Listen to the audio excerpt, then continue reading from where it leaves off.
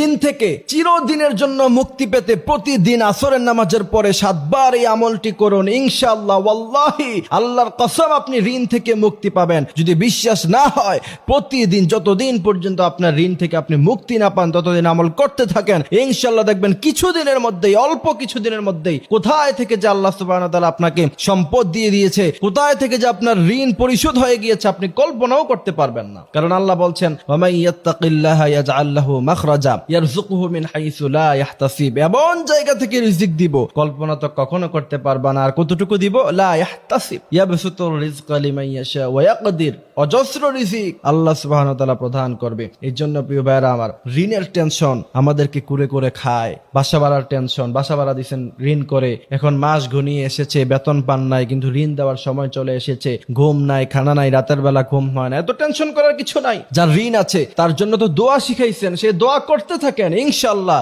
আশা করা যায় আল্লাহ সুবহানাহু ওয়া তাআলা অবশ্যই আপনার ঋণ পরিশোধ করে দেওয়ার ব্যবস্থা করবে। তবে আমরা চেষ্টা করব ঋণ না নেওয়ার। রাসূলুল্লাহ সাল্লাল্লাহু আলাইহি ওয়াসাল্লাম ঋণ নেওয়া পছন্দ করতেন না। হাদিস শরীফের মধ্যে এসেছে যার প্রচুর পরিমাণে ঋণ আছে, রাসূলুল্লাহ সাল্লাল্লাহু আলাইহি ওয়াসাল্লাম ওই ব্যক্তি মারা গেলে তার জানাজায় শরীক হতেন না, সাহাবারাও শরীক হতে চাইতেন না। এই জন্য ঋণ এটা খুব খারাপ জিনিস এবং মানসিক টেনশনের মধ্যে ফালাইয়া দেয় ঋণ। তবে ঋণ থেকে যারা মুক্তি পেতে চান চিরদিনের জন্য, তারা প্রতিদিন আসরের নামাজের পরে আমলটি করবেন, ইনশাআল্লাহ আল্লাহ পাক আপনাকে ঋণ থেকে মুক্তি প্রদান করে দিবে। সেই আমলটি হচ্ছে রাসূল করিম সাল্লাল্লাহু আলাইহি ওয়াসাল্লাম বলেছেন যারা ঋণগ্রস্ত আছে তারা পড়বা আল্লাহুম্মা কফিনি বিহালালিক আন হারামিক ওয়া আগনিনি বিফাদলিকা আম্মান সিওয়াক। আমি আবারও বলছি, খুব মনোযোগ দিয়ে শোনেন, আল্লাহুম্মা কফিনি বিহালালিকা ওয়া আন হারামিকা ওয়া আগনিনি বিফাদলিকা আম্মান সিওয়াক।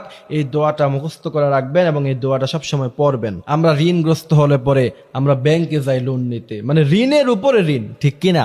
কিন্তু আল্লাহর কাছে চাই না। ব্যাংকের কাছে কি খাজানা আছে মিয়া? আল্লাহ বলছেন ওয়ালিল্লাহি খাজাইনুস সামাওয়াতি ওয়াল আরদ, আসমান জমিনের মধ্যে যা আছে সব তো আমার, তুমি আমার কাছে চাও। ব্যাংকিং সিস্টেমে আপনি রেজুলেশন লিখলেন, আপনি ফর্ম পূরণ করলেন, তারপর তার কাছ থেকে আপনি ঋণ আনছেন, আর আল্লাহর কাছে যেটা চাইবেন আল্লাহ তা আপনাকে পরিপূর্ণ এমনি অটোমেটিক্যালি দিয়ে দিবে, সেটা তো আল্লাহ কখনো ফেরত নিবে না। এর জন্য প্রিয় ভাইয়ারা আমার, আমরা আমল করব। এর জন্য যারা ঋণগ্রস্ত আছে টেনশন করার কিছু নাই, আজকে থেকে আমল শুরু করে দেন এবং নিয়ত করেন যে আপনি আপনার ঋণ পরিশোধ করার জন্য দোয়া করতে থাকেন, আল্লাহ ব্যবস্থা করে দিবে। কারণ ঋণ থেকে এটা খুব ভালো কাজ নয়, এটা মানুষকে টেনশনের মধ্যে ফেলে দেয় এবং মানুষ এই পেরেশানি করতে করতে হার্ট অ্যাটাক, ব্রেন অ্যাটাক করে দুনিয়া থেকে বিদায় হয়ে যায়। আল্লাহ সুবহানাহু ওয়া তাআলা ঋণ মুক্ত জীবন আমাদের দান করুক। সব সময় আল্লাহর কাছে পড়বেন, আল্লাহর কাছে বলবেন আল্লাহ আল্লাহু গানিয়্যুন ওয়া আনতুমুল ফুকারা, হে রব আপনি তো ধনী, আমরা তো গরীব। যারা পৃথিবীর মধ্যে অজস্র সম্পদের মালিক বলতে পারবে যে সে আগামী দিনে ধনী থাকবে? সকাল বেলার ধনী বিকেল বেলা ফকির হয়ে যায়, এই তো আল্লাহ সুবহানাহু ওয়া তাআলা নীলা খেলা। আবার কত